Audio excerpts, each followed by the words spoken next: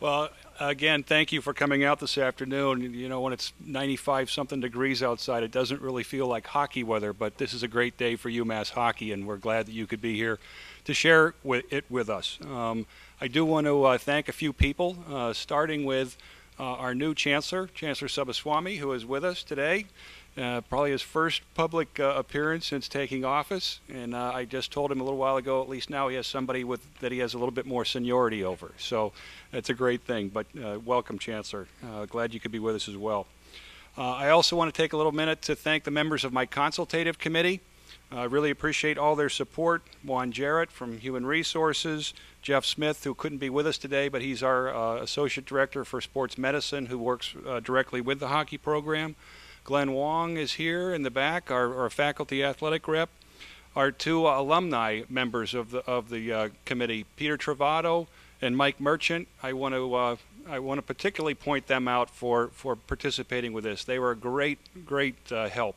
They did a lot of fact gathering for us. Of course, they act as a conduit to a lot of our alumni, and I couldn't thank them more for their help in this process. I also want to thank Rocco DeLuca from my staff, Associate Director for Advancement and the daily liaison with the hockey program, was with me every step of the way, much to the chagrin of his wife and daughter over there. But Rocco did a great job, and I really appreciate his support as well. I also want to thank the team, the members of our team. I think they've conducted themselves exceptionally well through this process with maturity, with respect for Coach Cahoon as he moved away from the program, and also how they dealt with the situation and looking forward to the future of UMass hockey. So I want to particularly thank the members of the team that were local and also that are not on campus right now. In terms of the process, we have been out this now for a little under 4 weeks from the day that Coach Cahoon stepped down. I know at times that feels like it's a long time, but it really wasn't in retrospect. During that time period, we formed the consultative committee. We collected information from over 50 candidates, some that we contacted, most of which contacted us, some that were referred to us. Out of that group, we conducted 15 in-person interviews. The logistics of those are not always all that easy, just getting together, but we wanted to do an extensive and thorough search. We threw our net pretty wide. Excuse me. We had a number of people from different type backgrounds, had conversations at many levels. There were a few folks in those conversations who were in personal situations or professional situations that wouldn't enable them to continue those conversations. But what really matters in a process like this is not the first person you talk to, it's the last person you talk to. And in that regard, we couldn't be more pleased with how the process went and who we identified as our next coach. In John Micheletto, I think you'll find as you get to know him a person of integrity, a person of character, a proven recruiter who's put together, I think, 3 top 15 classes during his time at Vermont, and a true educator. I gave him a little grief during the interview when I was looking through his materials that I think he's the only coach that I've ever seen include the word pedagogy in his materials. So after I looked it up and found out what it meant, I was pretty impressed. But we are very pleased that John is with us. At this point, I will turn the microphone over to Coach Mick. John Micheletto, the next coach of the UMass hockey team.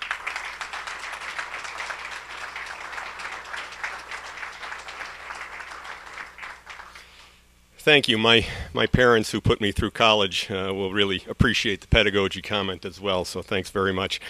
Let me first say how humbled I am to be sitting here today as the 13th head hockey coach at the University of Massachusetts.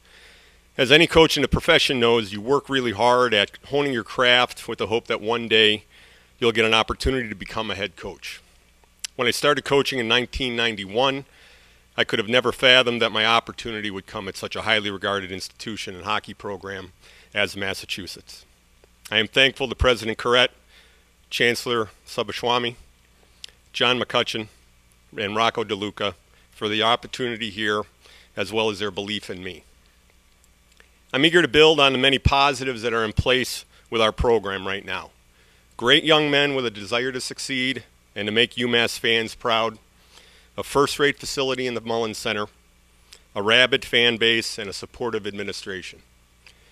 Our goal is to continually improve and as a team, continually improve as a team until we are among the programs that are in the conversation for national acclaim on an annual basis. Sustaining this national relevance will certainly be difficult, but I believe that we have the pieces in place to achieve this. Culture, coaching, and recruiting are always keys to building a successful program. We have strong veteran leadership on this year's club, and that will go a long way in developing our culture. In the early stages together, that will help us set a base for what we are to do as the season develops. Then from there, tireless evaluation by our staff and recruiting of future Minutemen will enhance and sustain the program. We will play hard, we will play fast, we will create on offense because we commit to defense, we will be fun to watch, and we will be tough to play against. To my previous coaching mentors, Stan Moore, Dave Poulin, and Kevin Stedden, thank you for teaching me about the game, about building teams, and about being a good person.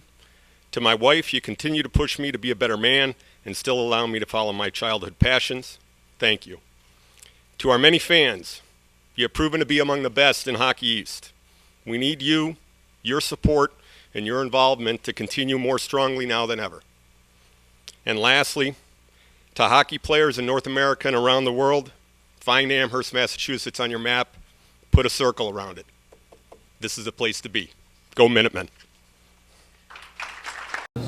Well, I'm excited to obviously work with Len, a guy that I've known for a long time. We are contemporaries, and maybe I shouldn't say that because of our age at this point, Len, but obviously he's got tremendous experience, not only here, but as a head coach previous to that, so he'll be a nice, certainly a nice person to lean on, especially in the early transition. As far as the rest of the staff, obviously it's a conversation that I'm going to have with Len, and we're going to have to move relatively quickly with the school year as well as the season approaching. But there haven't been any conversations at this point between me and any other candidates. Mike Leslie from ABC 40. Any concerns with the fact that we're at least a slightly advanced portion of the summer that you may have to speed things up a little bit from a recruiting standpoint, from a training standpoint? I'm sorry, is it Bud or Buzz? I'm sorry, what?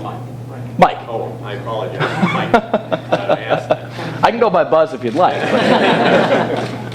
I'll leave that one alone. No, I don't think that there's any hurry. I mean, the way that we play is you're going to be quick, but you're not going to want to hurry. I think the way that we prepare is going to be no different. Our guys certainly were getting ready at this point physically to be prepared for the season. So that's not going to change. Their training off the ice and on the ice in the summertime is going to prepare them well. Once they get here, we will have the staff in place. We will all be on the same page. We will be very organized, and that'll prepare us for once we've got our first exhibition game and then UConn coming in there shortly thereafter. So it's not going to push us to be in a frenzied pace at all. I think we've got plenty of time to get things moving in the direction that I'd like them to be. How about from a recruiting perspective for subsequent seasons? Right away. Yeah. I mean, that's the lifeblood of any program.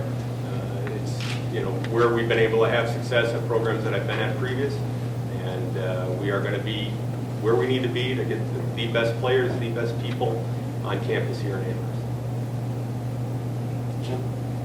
Jim Clark from Boston Herald. How are you doing? Good, thanks. How about yourself? Pretty good.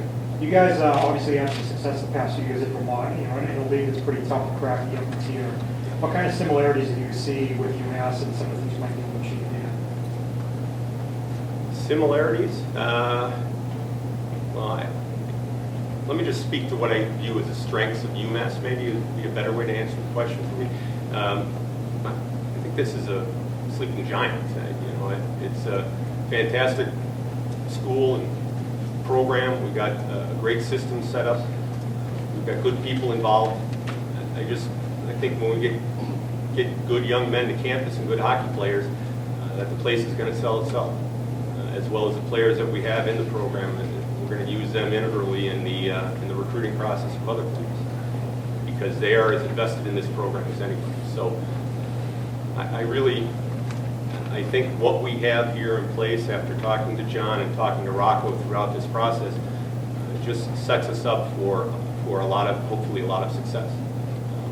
I don't know that I could say that there are similarities because every program is unique in this league.